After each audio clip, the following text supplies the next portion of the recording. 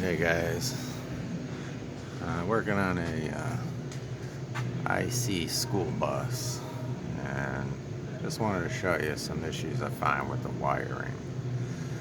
Um, just had a check engine light on, setting all kinds of fault codes for the DEF system. We find lots of problems with the wiring. Cause all kinds of problems, from a no start to the trans going into limping. Check engine light, numerous different faults can be caused from wiring issues.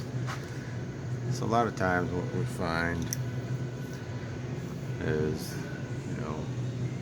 the wiring inside these plastic aluminum here. I don't know if you can see, if it'll focus. These little grooves in the insulation here, and this is bare wire. Well, what I find is the wires are inside this loom, and they must start vibrating around, and it's the plastic loom actually starts wearing through the insulation on the wire till it wears down to bare wire, and then you'll get corrosion and eventually an open wire, open circuit.